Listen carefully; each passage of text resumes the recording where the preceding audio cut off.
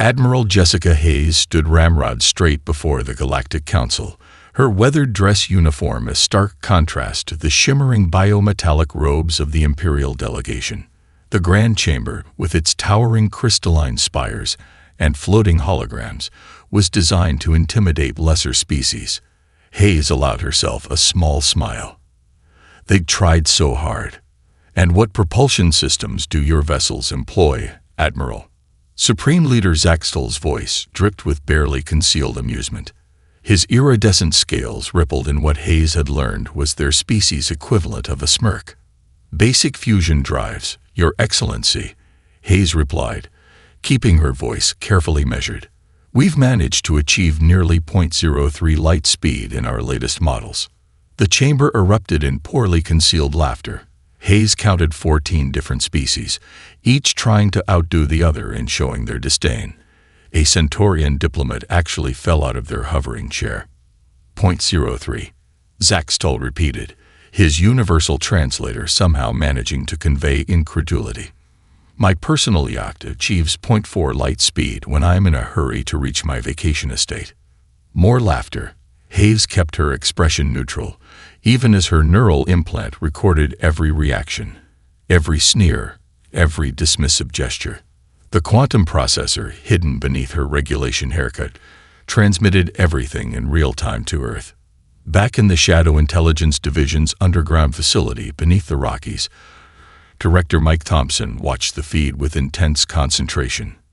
His team of analysts cataloged every piece of technology visible in the chamber, from the anti-gravity generators to the holographic displays. Sir, one of his analysts called out, their superior propulsion system. It's just a refined version of the Alcubierre drive. They haven't innovated on the basic design in over 3,000 years. Thompson allowed himself a grim smile. Keep watching. Keep learning. In the council chamber, Zaxtel was warming to his audience. Perhaps we should send some of our older training vessels to Earth. One simple enough for your species to comprehend. We wouldn't want you hurting yourselves with anything too advanced. Hayes bowed slightly, playing her role perfectly. Your generosity honors us, Supreme Leader, though I fear even your simplest vessels might be beyond our current understanding. Finally, some wisdom from a human, Zaxtel declared, triggering another round of sycophantic laughter. At least they know their limitations, colleagues. Perhaps there's hope for them yet. As Hayes endured the continued mockery, her neural implant focused on the chamber's security systems.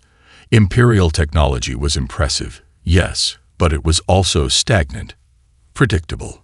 Their scanning systems looked for known energy signatures, known patterns, known threats.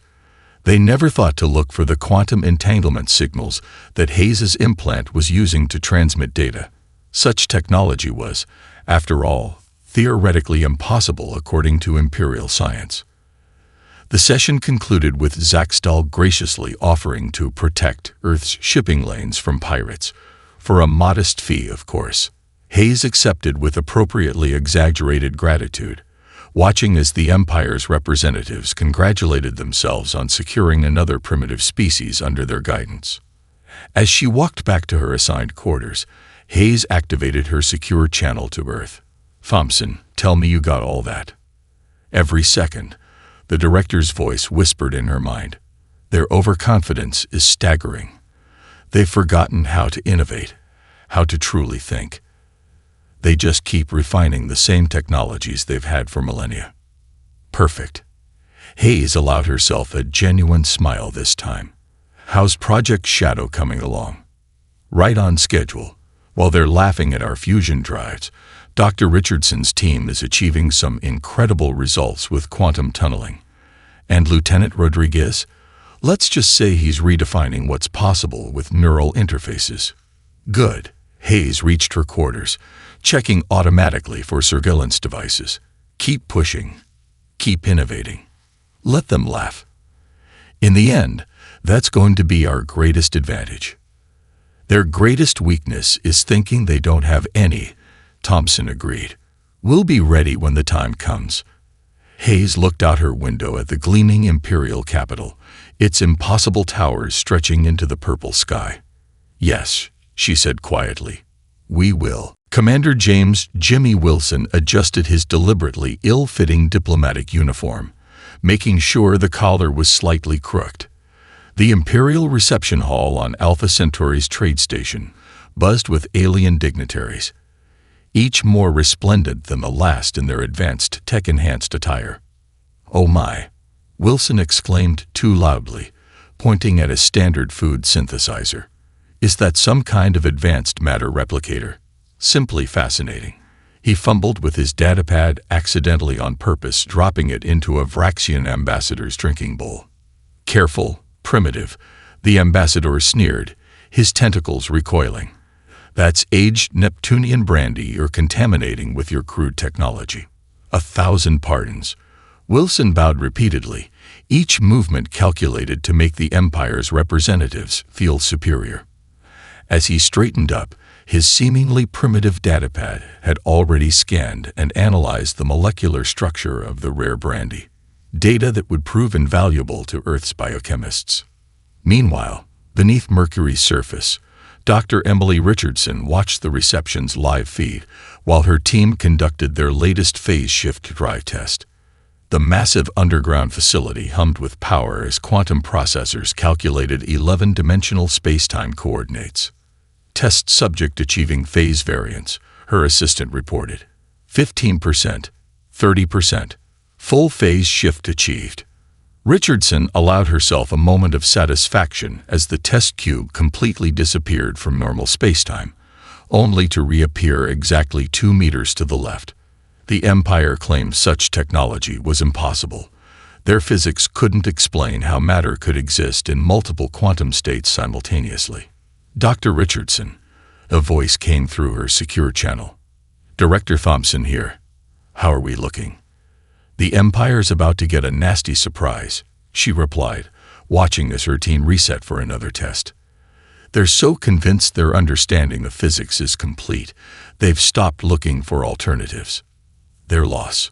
Back at the reception, Wilson had managed to trip over his own feet, spilling his drink on Supreme Commander Exel's ceremonial armor. The resulting scene was exactly what the Empire had come to expect from humans: bumbling, apologetic, and hopelessly outmatched by superior technology. "Perhaps we should install safety railings for the humans," Ixfel commented loudly, triggering raucous laughter from the gathered diplomats. "We wouldn't want them hurting themselves trying to navigate our advanced facilities." "Most kind of you, Supreme Commander," Wilson gushed, even as his neural implant recorded the exact frequency of the commander's personal shield generator, information that would prove crucial for the Shadow Fleet's weapon systems. The reception's security cameras caught everything: Wilson's apparent clumsiness, the aliens' mockery, the endless display of Imperial superiority. What they didn't catch was the quantum-encrypted data stream being transmitted through subspace, carrying terabytes of technical information gleaned from every seemingly innocent interaction. "The humans are amusing in their way," one Imperial scientist remarked to another. "Did you see their latest attempt at a stealth system? They're still using optical camouflage." Neither noticed Wilson's slight smile. They'd never think to look for the true stealth systems Earth was developing. Technology that didn't just bend light, but shifted matter between quantum states. Later that night, Wilson transmitted his final report from his quarters. "Another successful evening of being humanity's court jester," he told Director Thompson. "You should see their faces when I pretend not to understand basic spatial mathematics." "Keep it up," Thompson replied. Dr. Richardson's team just achieved stable phase shifting. While they're laughing at our primitive optical camouflage, we're about to rewrite the laws of physics.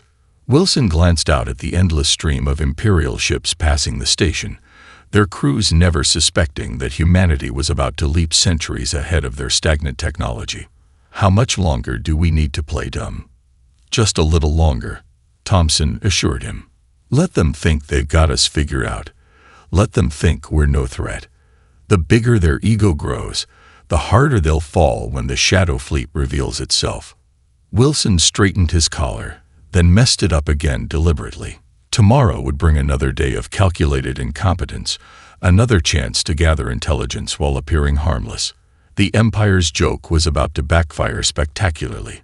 They just didn't know it yet. Lieutenant Alex Maverick Rodriguez floated in the neural interface pod. His consciousness spread across 11 dimensions of spacetime. Through the quantum-enhanced connection, the experimental Shadow Fleet prototype responded to his thoughts with impossible precision. The ship wasn't just a machine anymore. It was an extension of his own body. Reading neural synchronization at 99.8%, Dr. Richardson's voice echoed through his mind. How does it feel, Maverick? Rodriguez executed a series of maneuvers that would have torn a conventional ship apart. The prototype phased through space itself, appearing and disappearing across a 1,000-kilometer cube of space near Europa. To Imperial sensors, the area would appear completely empty. It feels like dancing, he replied, his consciousness intertwined with the ship's quantum processors. Their pilots rely on computer assistance for everything. They'd forgotten what it means to truly fly. In the control room, Director Thompson watched the test with barely contained excitement. The Empire's entire defensive doctrine relied on predictable, three-dimensional tactics. They'd never encountered a pilot who could think in 11 dimensions, let alone an entire fleet of them. Incoming Imperial patrol, one of the technicians announced. Regular sweep of the Jupiter sector. Thompson moved to abort the test, but Rodriguez was faster. Let them come, he said. I want to try something. Before anyone could object, Rodriguez had maneuvered his ship directly into the patrol's flight path. The Imperial vessels, top-of-the-line cruisers with crews who prided themselves on their superior technology, flew straight through him without registering a thing. That's impossible. The Imperial commander's transmission crackled through their monitors. Scanner malfunction in Sector 7. Requesting maintenance check when we return to base. Rodriguez's laughter echoed through the neural link. They can't see what they don't believe exists. Their sensors are looking for standard energy signatures, conventional propulsion systems. We're operating on a level their science says is impossible. Thompson didn't know whether to be thrilled or terrified. Did you have to cut it that close, Maverick? Had to prove it works in real combat conditions, sir. Besides, Rodriguez guided the prototype through a series of phase shifts that would have made Einstein weep. They're so convinced of their superiority, they'd never believe their sensors anyway. In her lab, Dr. Richardson was already analyzing the data from the encounter. Their scanning technology hasn't fundamentally changed in over 2,000 years. They just keep making it more powerful, more sensitive, but it's still based on the same principles. While we've completely rewritten the rules, Thompson nodded. How's the neural interface program coming along? The first class of Shadow Fleet pilots begins training next week. We're converting that abandoned mining facility on Ganymede into a full neural interface training center. The Empire thinks we're trying to salvage old mining equipment. They're even sending advisors to help us avoid hurting ourselves. Rodriguez phased his ship back into normal space near the training facility, the quantum engines humming with barely contained power. You should see what this baby can do when you really push it. The Empire's ships are like tugboats compared to this. Just remember, Thompson cautioned, we need to keep this quiet for a little longer. The Empire's overconfidence is our greatest asset right now. Speaking of which, Richardson interjected, their advisors just filed another report mocking our attempts to understand basic space-time mechanics. Apparently, we're adorably primitive for still believing in quantum uncertainty. If they only knew. Rodriguez grinned as he initiated the docking sequence, his consciousness still spread across dimensions the Empire didn't even know existed. Their faces when they realize we've leapfrogged centuries ahead of their technology. That'll be worth all this sneaking around. Thompson watched as the prototype disappeared into the disguised hangar, hidden from Imperial sensors by technology they claimed couldn't exist. Soon, he promised. Let them keep underestimating us. When the Shadow Fleet emerges, they'll learn that humanity's greatest strength isn't our technology. It's our ability to innovate, to think beyond the impossible, and to fly rings around their precious fleet, Rodriguez added with a smirk, finally disconnecting from the neural interface. That part's going to be fun too. Colonel Samantha Sam Drake stood in the observation deck of what appeared to be a decrepit mining hauler, watching as another Imperial patrol passed by without a second glance. Behind the holographically projected rust and damage, the vessel housed enough firepower to level a small moon. Patrol ship Vigilant requesting status update. The Imperial commander's bored voice crackled through the commons channel. What's your cargo, human vessel? Just hauling space junk, Your Excellence, Drake replied, adding a slight tremor to her voice. Found some old satellites. Empire said we could salvage them if we register the metals. Primitive scavengers, the commander muttered, not bothering to hide his disdain. Proceed with your collection. Try not to damage anything important with your outdated equipment. As the Imperial ship disappeared into the asteroid belt, Drake allowed herself a small smile. Shadow actual to all points, she transmitted through the quantum-encrypted channel. Cloak status. Shadow Group Alpha, all ships maintaining facade. Shadow Group Beta, deception grid holding. Shadow Group Gamma, Imperial sensors deflected. 5,000 ships, each more advanced than anything in the Empire's fleet, hiding in plain sight throughout the solar system. Some disguised as garbage scows, others as derelict mining vessels, and the rest phase shifted between dimensional planes that Imperial science couldn't detect. Her neural implant pinged with an incoming transmission from Director Thompson. Status report, Colonel. The Empire's patrols are getting more frequent, Drake responded, watching her tactical display light up with hidden shadow fleet positions. They're preparing for something. My guess, they're finally ready to protect us from ourselves. Agreed. Admiral Hayes reports increased chatter in the Imperial capital.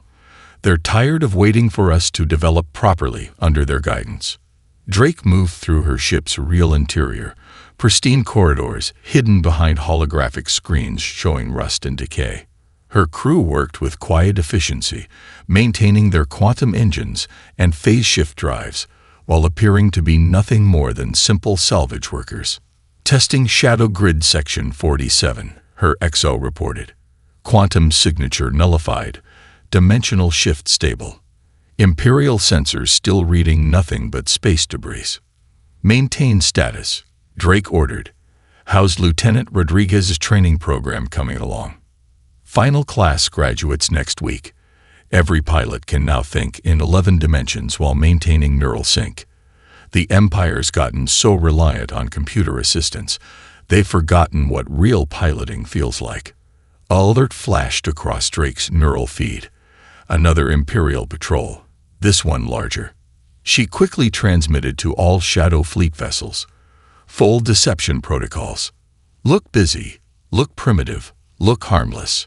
The Imperial dreadnought passed through the asteroid field, its crew never realizing they were surrounded by humanity's hidden fleet. Their sensors showed exactly what they expected to see. Scattered human vessels of dubious quality, struggling with basic space navigation. Did you see that human ship trying to dock with the salvage? One Imperial officer's transmission leaked through. Took them 3 attempts. How did they even make it to space? Drake's crew maintained their composure, even as they monitored systems that would rewrite the Empire's understanding of physics. In one corner of the bridge, a technician used supposedly primitive tools to maintain a facade of repairing old equipment, while actually adjusting a quantum phase array capable of shifting the entire ship between dimensions. Soon, Drake transmitted to her fleet, "Remember your training. Remember why we endure their mockery. When the time comes, we'll show them what humanity is truly capable of." The response came back on all channels, quantum encrypted and untraceable. For Earth.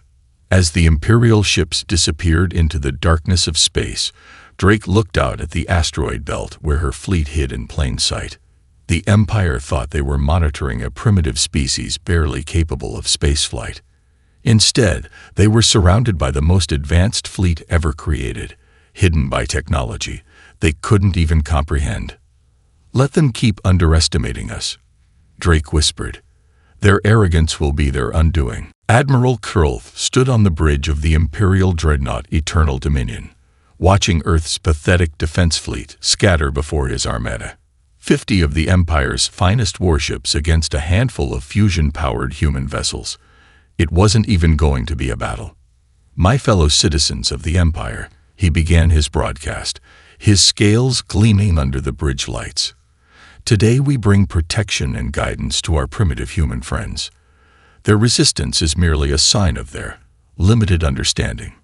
Lieutenant Alex Rodriguez watched the transmission from his neural interface pod aboard the Shadow Fleet flagship. His consciousness merged with his ship's quantum systems. Someone should tell him his scales are crooked. He quipped through the fleet's secure channel. Ready on your order, Colonel Drake. All Shadow Fleet vessels, maintain phase shift. Drake commanded from her bridge, hidden within what appeared to be a fleeing cargo hauler. Let them start their victory speech. Timing is everything. On Earth's surface, Director Thompson and Dr. Richardson monitored the situation from Shadow Command. The Imperial Fleet's formation appeared perfect, their energy signatures exactly matching known configurations. They had no idea they were following a script written by human tactical AIs months ago. Look at these primitives flee. Kurlth continued his speech. Observe how their crude vessels barely manage basic evasive maneuvers. This is why the Empire must. What's that reading? Commander Wilson, playing his part one final time, transmitted a panicked message. Please, we surrender. Don't hurt us. We're just not ready for your advanced technology. Kurlth smiled, showing rows of crystalline teeth. A wise choice, human. Now, as I was saying, this demonstration of Imperial power will. Shadow Fleet, execute Operation Revelation. Drake's command cut through the quantum channels. Show them what humanity can really do. 5,000 ships suddenly phased into normal space, surrounding the Imperial Armada in a perfect sphere of advanced technology. Rodriguez's vessel materialized directly in front of the Eternal Dominion's bridge, close enough for Kurlth to see the lieutenant's grin through the view screen. Impossible. Kurlth stumbled backward. Our sensors showed nothing. There can't be. Oh, but we can, Rodriguez replied, his ship dancing through dimensions as Imperial targeting systems failed to lock onto him. You know what your problem is. You stopped believing in impossible things. The Shadow Fleet moved as one, their neural-linked pilots thinking in 11 dimensions, while Imperial crews struggled to comprehend what they were seeing. Quantum phase drives allowed human ships to pass straight through Imperial shields, as if they didn't exist. All Imperial vessels, open fire, Kurlth screamed. But their weapons, unchanged in design for millennia, couldn't track targets that existed in multiple dimensional states simultaneously. Now about that surrender. Drake's voice cut through every Imperial command channel. We accept. Power down your ships, and no one needs to get hurt. Rodriguez phased his ship directly into the Eternal Dominion's bridge, appearing beside Kurlth's command chair. The Admiral stared in horror at technology that his science said couldn't exist. How? He whispered. You were primitives. We monitored your development. Your ships, your technology. You monitored what we wanted you to see, Rodriguez replied, stepping out of his neural interface suit. While you were laughing at our fusion drives, we were rewriting the laws of physics. While you mocked our primitive computers, we developed quantum AI that makes your systems look like pocket calculators. Throughout the Imperial fleet, crews watched in stunned silence as human ships phased through their strongest shields, disabled their most powerful weapons, and systematically demonstrated technological superiority that shattered everything they believed about their place in the galaxy. The Empire's greatest weakness, Drake transmitted to all channels, was believing they had none. Consider this humanity's application to join galactic society, as equals, not as subjects. Kurlth, Supreme Commander of the Imperial Fleet, victor of 100 battles, could only nod in mute acceptance as his mighty armada surrendered to the very primitives he'd come to subjugate. "Welcome to the future," Rodriguez said, patting the Admiral's shoulder. "Don't worry. We'll teach you how to keep up." Dr. Emily Richardson stood before the hastily assembled Imperial Science Council, her simple white lab coat a stark contrast to their ornate technological robes. Behind her, a holographic display showed the Shadow Fleet's quantum phase drive in action, breaking half a dozen immutable laws of Imperial physics. "Impossible," shouted the head scientist, his cybernetic eyes struggling to process the data. "Matter cannot exist in multiple quantum states simultaneously. Our equations prove." "Your equations are 3,000 years old," Richardson interrupted, bringing up another hologram. "You stopped looking for alternatives because you thought you had all the answers." Humanity kept asking questions. In orbit above the Imperial capital, Lieutenant Rodriguez gave demonstrations to disbelieving Imperial pilots. Their neural interfaces, crude by human standards, couldn't begin to process the 11-dimensional maneuvers his ship executed with casual ease. "The trick isn't forcing the technology to do what you want," he explained to the stunned aliens. "It's learning to think beyond traditional space-time constraints. Your computers handle everything because you forgot how to really fly." Colonel Drake, meanwhile, conducted the systematic disable of the Empire's defensive grid. Her Shadow Fleet ships phased through supposedly impenetrable barriers, quantum processors casually bypassing security systems that hadn't been fundamentally updated in millennia. "Your encryption," Drake explained to the Imperial Security Council. "It's based on mathematical principles you haven't questioned since before Earth discovered electricity. We broke it in our first week of contact." The Empire's leadership watched in mounting horror as humanity's technological superiority became increasingly apparent. Every system they relied on, every advantage they'd thought they possessed, was systematically dismantled. AI. Director Thompson addressed the quantum AI that had helped orchestrate humanity's deception, show them the full extent of their vulnerability. Across the galaxy, Imperial systems flickered. Their most secure networks, their most classified databases, all laid bare by an artificial intelligence that operated on principles they couldn't comprehend. "We had access to everything," Thompson explained to the Imperial High Command.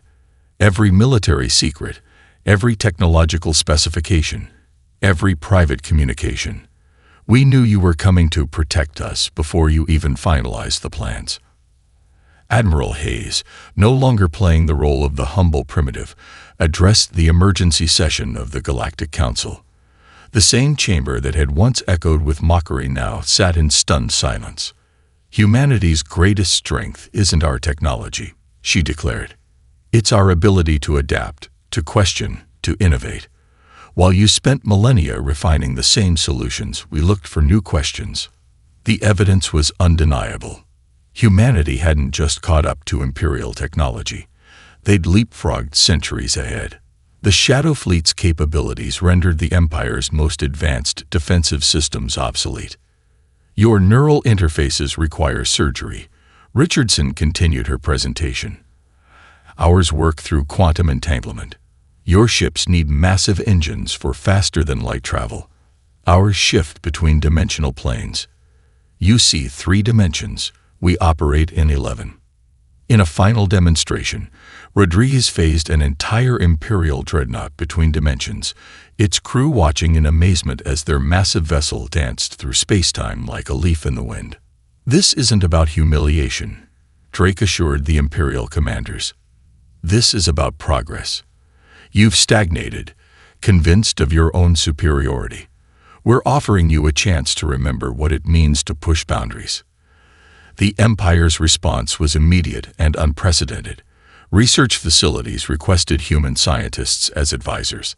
Military academies begged for training in neural interface combat. A civilization that had been frozen in technological amber for millennia suddenly remembered how to dream. "We won't withhold knowledge like you did," Thompson announced to the gathered Imperial leadership. "Humanity believes in moving forward together. The question is, are you ready to move forward with us?" The Empire had a choice to make. They could cling to their old certainties, their belief in their own superiority, or they could admit they had something to learn from the very species they'd mocked as primitives.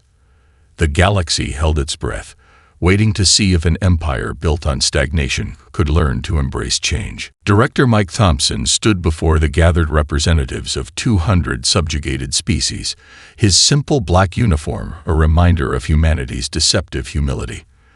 The massive amphitheater on New Terra, once an Imperial Victory Museum, now served as a beacon of hope for civilizations long crushed under Imperial rule. For centuries, he began holographic displays showing the Shadow Fleet's emergence. The Empire convinced you that resistance was futile, that their technology was unbeatable, that innovation was dangerous. He paused, allowing his next words to carry weight. They were wrong about everything.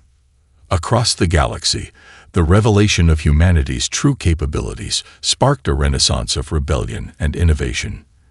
The Centaurians, inspired by Earth's deception, revealed their own hidden advances in biotechnology. The Proxima colonies, long dismissed as primitive agricultural worlds, demonstrated revolutionary terraforming techniques they'd developed in secret. The Empire's greatest weapon wasn't their technology. Colonel Drake addressed a group of alien military leaders from her flagship's quantum-shifted bridge. It was convincing everyone else to stop trying to surpass them. On a dozen worlds, former Imperial subject races began sharing technologies they'd hidden for generations. Admiral Hayes watched from Earth as reports flooded in. Photonic computing from the Ridiculed, dark matter manipulation from the Vega Collective, temporal mechanics from the supposedly primitive Ta City philosophers. They didn't just suppress our advancement, a Ridiculed scientist explained, his crystalline form shimming with barely contained excitement. They made us suppress ourselves, until humanity showed us what was possible. Lieutenant Rodriguez found himself teaching neural interface combat techniques to pilots from species the Empire had declared too primitive to grasp basic spaceflight. Their natural abilities, combined with human technology, produced results that stunned even him. "You've got 12 sensory tentacles," he told an octopoid Proximan pilot, "and they told you couldn't handle three-dimensional combat. Watch this." The resulting training session redefined several laws of physics and created 3 new schools of quantum mathematics. Dr. Richardson's laboratories became a melting pot of revolutionary science. Alien researchers, finally free to pursue impossible theories, made breakthroughs daily. The Empire's carefully maintained technological hierarchy crumbled as centuries of hidden innovation came to light. "Your greatest crime," Thompson addressed the former Imperial High Command, now under house arrest in their own palace, "wasn't suppressing advancement. It was making everyone believe they needed your permission to advance." The Empire's response to this cascade of revelations varied. Some worlds erupted in chaos as populations realized how long they'd been deceived. Others experienced peaceful but profound transformations as centuries of hidden knowledge emerged into the light. "We're tracking 37 simultaneous rebellions," Drake reported during an emergency session of the Shadow Fleet Command. "Most of them don't even need our help. They've had the means to fight back for generations. They just needed to see it was possible." The Empire's carefully constructed myth of technological supremacy shattered completely when the Arcturus archive was opened. This supposedly primitive storage facility contained technological innovations from 1,000 subjugated worlds, ideas the Empire had dismissed as impossible, now proven viable by humanity's example. "Every species has something to contribute," Hayes declared to the newly formed Galactic Coalition. "Every civilization has its unique insights. The Empire's greatest fear wasn't that we'd catch up to them. It was that we'd show others they could surpass them." As the wave of revolution spread, humanity found itself in an unexpected role. Not conquerors, not rulers, but catalysts. The Shadow Fleet became a symbol not of military might, but of possibilities unleashed. "We didn't just fool the Empire," Thompson reflected, watching alien ships practicing quantum phase maneuvers alongside human vessels. We shattered their greatest illusion, that they had the right to decide what was possible. The galaxy was changing, faster than anyone had predicted.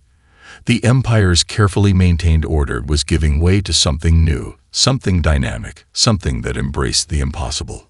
And it had all started because humanity refused to accept limitations imposed by others. 1 year after the Shadow Fleet's emergence, Admiral Jessica Hayes stood once again in the Galactic Council chamber. The crystalline spires no longer seemed intimidating. They were simply beautiful, like everything else that had been stripped of the Empire's oppressive shadow. The first class of the Multi-Species Neural Interface Academy graduates today, she announced to the assembled representatives. We have pilots from 73 different civilizations, each bringing unique perspectives to 11-dimensional combat. In the training grounds near Jupiter, Lieutenant Rodriguez watched his latest class execute maneuvers that would have been deemed impossible just a year ago. A Rigelian crystalline being phased through quantum states while maintaining perfect neural sync. A Proximan pilot used their dozen tentacles to manipulate space-time itself. You're not just learning to fly, Rodriguez told them during the graduation ceremony. You're learning to question every limitation you've ever been taught to accept. Dr. Richardson's Quantum Innovation Center had become the galaxy's premier research institution. The facility, built in the heart of what was once Imperial space, hosted scientists from hundreds of worlds. Their combined insights were producing technological advances that made even the Shadow Fleet's original capabilities seem primitive. Innovation isn't linear, she explained to a group of former Imperial scientists, now eager students. It's exponential. Each breakthrough opens doors to 100 more possibilities, but only if you're willing to look for them. Colonel Drake, overseeing the transformation of the Shadow Fleet into the Galactic Defense Force, found herself coordinating with species the Empire had kept divided for millennia. Their combined tactical doctrines and technological innovations were creating something entirely new. The Empire's greatest fear has come true, she remarked to Director Thompson during a quantum-shifted conference. But it wasn't about being overthrown. It was about becoming irrelevant.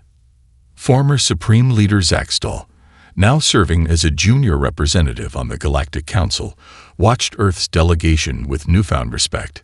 His scales, once maintained to project imperial superiority, were now adorned with symbols of collaborative achievement. We forgot what it meant to be challenged, he admitted during a public address. We became so focused on maintaining our position that we forgot why we achieved that position in the first place. The Empire's vast bureaucracy, once dedicated to suppressing innovation, was being transformed into a network for sharing knowledge. The same communication channels that had once carried proclamations of imperial superiority now broadcasted breakthrough discoveries from worlds long dismissed as primitive. The future isn't about one species leading and others following, Thompson declared at the inauguration of the new Galactic Innovation Exchange. It's about all of us moving forward together, each contributing our unique perspectives. The ancient imperial palace, its halls once echoing with plots to maintain superiority, now hosted the galaxy's most advanced quantum computing facility. ARIA worked alongside artificial intelligences from a dozen worlds, each bringing their own approaches to solving universal challenges. Humanity's greatest contribution wasn't our technology, Hayes reflected during the closing ceremony. It was reminding the galaxy how to dream, how to question, how to believe in impossible things. As the celebration concluded, Rodriguez took one final flight with his original Shadow Fleet vessel. The ship, once the pinnacle of human achievement, was now almost obsolete, surpassed by innovations born from the combined genius of 1,000 liberated worlds. We did it, he transmitted to the gathered fleet, ships of every design and species flying in perfect formation. We didn't just beat the Empire, we made them obsolete in the best possible way, by showing everyone a better path forward. The galaxy was transformed, not through conquest or dominance, but through the simple act of questioning limitations. The Empire's 1,000-year reign of technological stagnation had given way to an era of unlimited possibility. And it all began because humanity refused to accept being underestimated. As Hayes looked out at the assembled fleet, ships of all species phase-shifting through 11 dimensions with casual ease, she smiled at the thought of how far they'd come. The Empire ridiculed us, she mused, until they learned to laugh at themselves. And that's when real progress became possible.